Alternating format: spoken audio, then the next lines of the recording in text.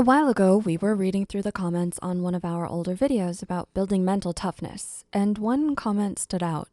Someone asked, but what if I'm just lazy? So we checked our library. Burnout, covered. Depression, covered. Anxiety, yep. Motivation, multiple times. But laziness, surprisingly, no. And that's interesting, because from a psychology and mental health perspective, laziness isn't actually a trait. It's a symptom. Today's video isn't here to shame you, push hustle culture, or tell you to just try harder. Instead, we want to reframe what laziness really is, why it shows up, and how to work with your brain, not against it. Why laziness is mostly a myth. Modern society treats laziness like a moral failure. If you're not productive in a way that's socially approved, working, studying, grinding, something must be wrong with you. But psychology tells us a very different story. Research consistently shows that what we call laziness is usually linked to burnout, depression, chronic stress, low dopamine or motivation, executive dysfunction, or emotional overload. In other words, your brain isn't refusing to work, it's protecting itself. When your mental or emotional resources are depleted, your brain shifts into conservation mode. It prioritizes comfort, familiarity, and low effort rewards. Not because you're weak, but because energy is limited. That's biology, not laziness. Why you still have energy for fun things.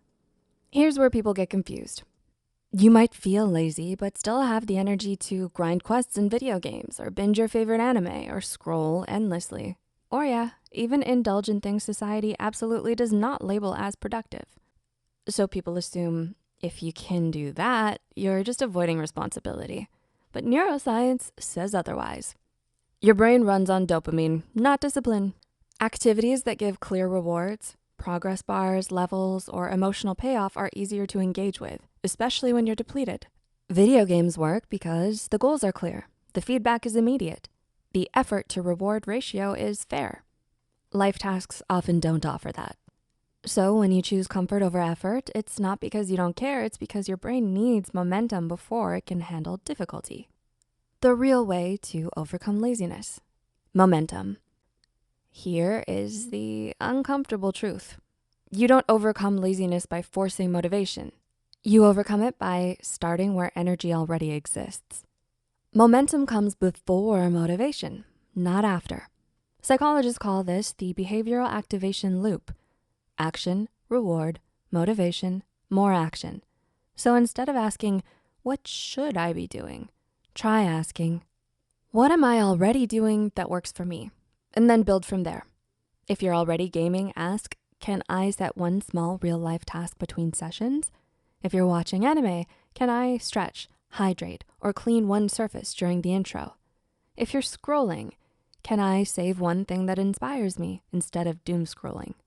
Small wins matter more than big intentions. Different laziness, different solutions. Let's break this down by what might actually be happening underneath. If you feel lazy because you're depressed, depression drains motivation at a neurological level. Your brain literally struggles to anticipate reward. Here's what helps. Tiny, low-pressure goals. Routine over motivation. Compassion instead of self-criticism. Doing less consistently beats forcing more. If you feel lazy because you're anxious or overwhelmed, your brain may be stuck in threat mode. Here's what helps. Breaking tasks into absurdly small steps. Writing everything down to reduce mental load. Focusing on what's next, not what's everything. Overwhelm looks like procrastination, but it's really fear. If you don't even know where to start, that isn't laziness, that's lack of direction. Here's what helps. Exploring before committing. Trying things without making them your identity. Letting curiosity lead instead of pressure. You don't need a life plan to move forward, you just need the next experiment. If you feel lazy because you lack resources, time, or connections, that's not laziness, that's reality. Here's what helps. Adjusting expectations, working within constraints, acknowledging systemic barriers instead of blaming yourself. You're figuring out how to adapt. You're not behind. ADHD, mental health, and mislabeled laziness. For people with ADHD, trauma, or serious mental health conditions, just start advice often backfires. Executive dysfunction makes task initiation genuinely difficult. Psychosis, dissociation, or chronic fatigue change what's possible on a given day. In these cases, support matters more than strategies. If this resonates with you, you are not alone and you're not broken. Your brain just plays by different rules. Redefining what matters.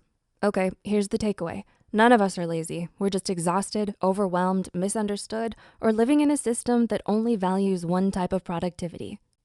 Even things we now celebrate, like creating YouTube videos, were once dismissed as the lazy way out. Now look at creators like Mr. Beast or platforms like Psych2Go. What matters isn't whether something looks productive. What matters is whether it moves you forward, even slowly.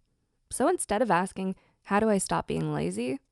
Try asking, what's the hard thing I actually want to build toward? And what's one small step I can take today?